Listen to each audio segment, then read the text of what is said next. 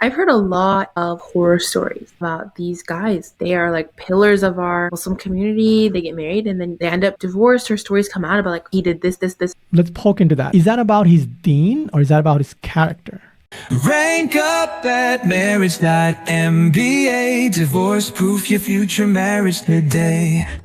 Just because someone looks outwardly religious, it doesn't always mean that he's inwardly pious or has a good character. I know men who pray 5 times a day, they have way longer beards, they wear like long thobes, but in their home, they are vile and disgusting in their treatment of their wives and children. The facade that some men put on. When they're going out, they look like the most religious guy. You think, wow, he's leading all the salahs, like he's doing tarawih, he's dressed with the biggest beard, like, is that Santa Claus? Like, you don't even know. But when he goes home, you speak to his wife and you're just like, are you sure that's the same person? I think weaponizing Islam is where I have that issue.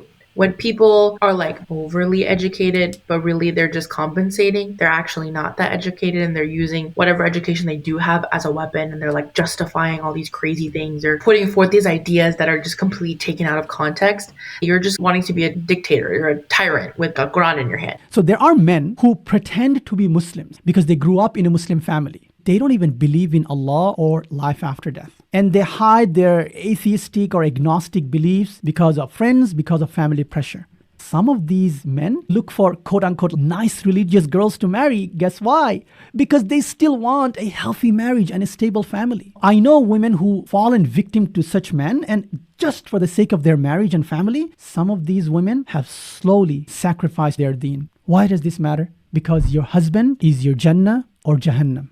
He has an unbelievable amount of influence on you and your future children's hereafter, Jannah or Jahannam. So please do not let a liar drag you down to hell. I've heard a lot of horror stories, especially like being from Houston. We have a huge Muslim community. We have multiple masjids, and you hear stories about these guys that get married. They are like pillars of our Muslim community. They're very knowledgeable, very educated. They get married and then they end up divorced, or stories come out about like he did this, a thing that does not fall within Islamic belief whatsoever. Let's poke into that. Is that about his deen or is that about his character? Well, those would definitely be character flaws. That's the flaw. People think, oh, just because he's knowledgeable, because he memorized the Qur'an, because he's such a scholar of Islam, oh, great. But this is exactly why we put them separately. Deen and character, we don't put them together under one. You have to assess deen and character separately.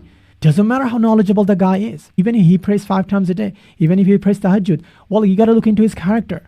I think when we're talking about the extreme where it's a guy who's outwardly religious but on the inside he's not, because if your understanding of Islam is just you need to pray, you need to fast, that's it, and you don't realize a big portion of our religion is about how you treat people. Within gossiping, slandering, and gaslighting, would you include lying in that? Because I do think lying habitually is also a red flag. Is that an umbrella term, or would you consider that a whole other thing?